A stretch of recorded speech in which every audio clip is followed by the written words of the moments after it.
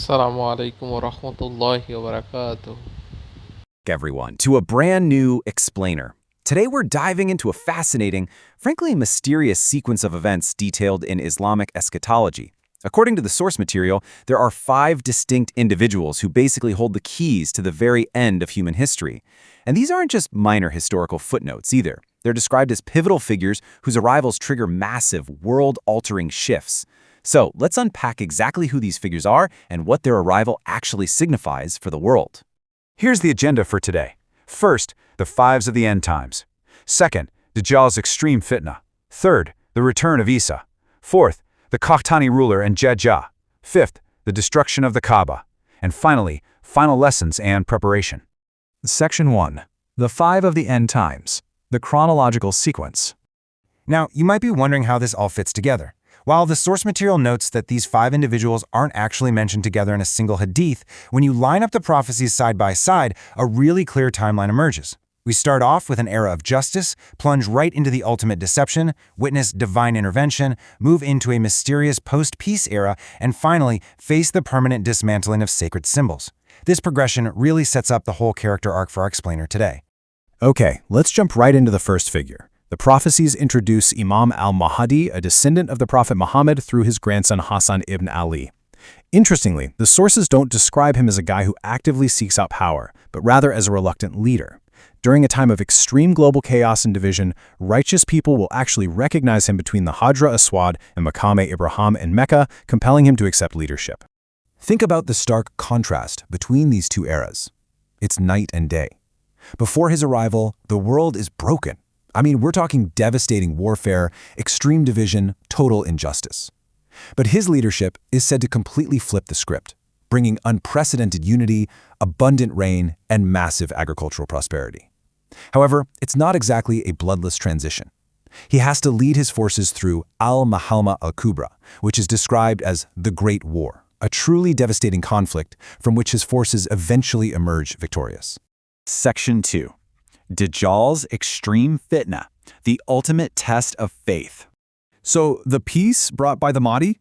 Unfortunately, it's short-lived. Following his establishment of justice, the source material warns that humanity is going to face the most terrifying trial, or fitna, in its entire history. Enter the second figure, Dajjal, the great deceiver.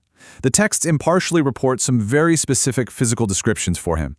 He's described as a one-eyed false messiah, and get this, he has the Arabic word kafir, meaning disbeliever, written right on his forehead. Every single prophet in Islamic tradition is said to have explicitly warned their followers about this specific individual. But that brings up a fascinating question, right? If he's the ultimate deceiver, with such obvious warning signs literally on his face, why do the prophecies state that millions of people are going to willingly follow him? How does he manage to trap so many people? Well, it all comes down to the sheer scale of his false miracles. It's terrifying. Dajjal won't just use smooth words. He's going to present massive, mind-bending illusions. He'll show people visions of heaven and hell. He'll control water and fire and promise immense worldly comfort. He'll even appear to kill a man and resurrect him right in front of them. Ultimately, he's going to claim to be God, trapping millions in his deception. And the source text specifically mentioned this will include a large number of women and Jewish followers who prioritize worldly comfort over spiritual truth. Section 3. Return of Isa. Divine intervention and the great defeat. Right when Dajjal's deception seems totally, utterly unstoppable, absolute falsehood meets undeniable truth with the arrival of our third figure. There's this incredibly vivid quote from the source material about this moment. As Imam Mahdi is about to lead prayers, Isa, or Jesus, descends from the heavens. The text states that the moment Dajjal sees Isa, he will begin to melt like salt in water. Dajjal will literally flee, but Isa will pursue him, eventually catching and defeating him at the gate of Lud in Palestine, and that marks the definitive end of the great deceiver. But guess what? The defeat of Dajjal isn't the end of the trials.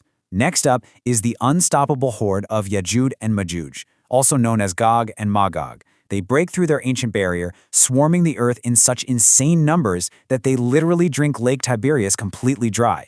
Human weapons are completely useless against them. So Isa and the believers have to take refuge on Mount Tor, praying desperately for divine help. In response, a divine insect is sent down to instantly wipe out the entire horde, which is then followed by giant birds and this intensely purifying rain that completely cleanses the earth. This ushers in a golden era of peace where all weapons are just permanently discarded. Section 4. Khatani ruler and Jaja, the rulers of the post-peace era. So after this incredible era of ultimate peace, as time marches on and the world creeps ever closer to its final hours, the nature of leadership shifts once again. This brings us to two somewhat obscure leaders. First, the Khatani ruler, who is described as a man who drives people with a staff, signifying a very strong, maybe even harsh authority. Then there's Jaha, a leader from the Mawali. Both of these figures mark a shift right back toward political instability. Now, the source material explicitly highlights that authentic hadith give us very limited details about them, and scholars strictly warn against trying to speculate on their exact historical identities. Section 5. Destruction of the Kaaba, the most heartbreaking event.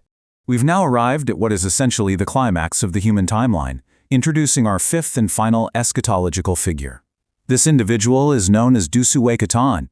He is described specifically as an Abyssinian man with thin legs.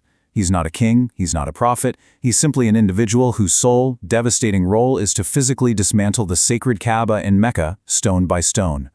His actions mark the absolute, permanent end of true faith on earth.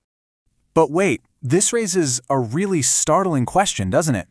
The Kaaba is a site that, historically, millions and millions of people have dedicated their lives to protecting and revering. So why on earth would it be dismantled stone by stone without a single person fighting to protect it? Well, the source material actually provides a deeply emotional answer to this. Prior to this destruction, a pleasant wind will sweep across the earth, peacefully taking the souls of every single true believer. So by the time Dusue Khatan actually arrives at the Kaaba, there is literally no one left to defend it, because only the most wicked people remain alive on earth.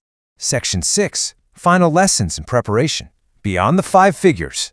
Beyond these 5 figures, the chronological arc wraps up with the ultimate cosmic unraveling of the universe itself. Once the Kaaba is destroyed, the apocalyptic events happen fast.